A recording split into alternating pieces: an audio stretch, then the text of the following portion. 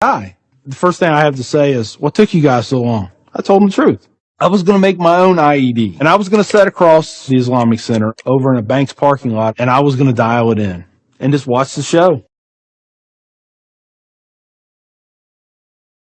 Growing up, I saw a movie, and it was Rambo. Rambo was tough, respected. He had intestinal fortitude. I said, that's what I want to do. I went off and joined the Marine Corps. I wanted the action. The first time I got shot at, I remember looking at my watch and I says, man, this time last year I was in English class. I fought several times in the Middle East, Desert Shield, Desert Storm, South America, Philippines, Somalia. I think the worst things that I have seen is dead children. I had to suck it up. I had to be there for my guys. Each one of those teardrops stands for a confirmed kill. I stopped adding after 26. Where I was taught, Marine Corps, just own it and then let it go. But there comes a time when there's too much of that, and you can't turn it off anymore. I want you to give me a window into your state of mind at that time.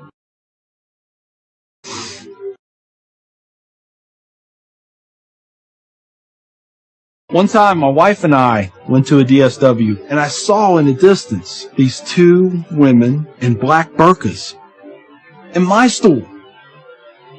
I cried as I prayed for enough strength to go over there and break both their necks. I was just angry. I was just full of hate, and it just fed off itself. At that point, I was drinking a half-gallon of vodka every 2 days.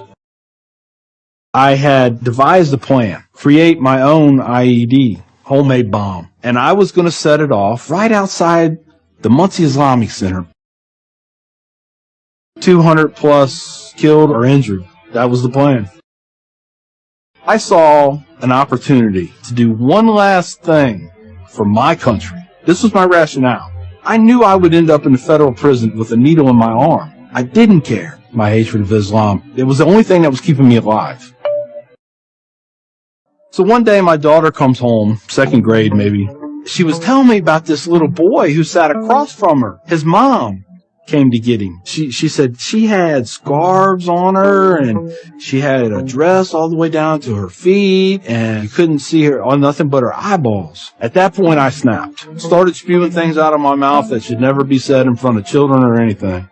She didn't say anything. It was the look on her face. I remember my daughter looking at me like I was absolutely the craziest person on the face of the earth. She was my little buddy.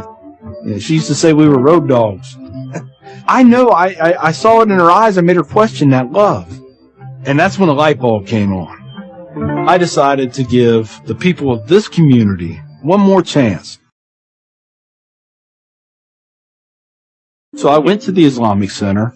See a gentleman in the shoe room taking off his shoes. He looks at me and he smiles. He said,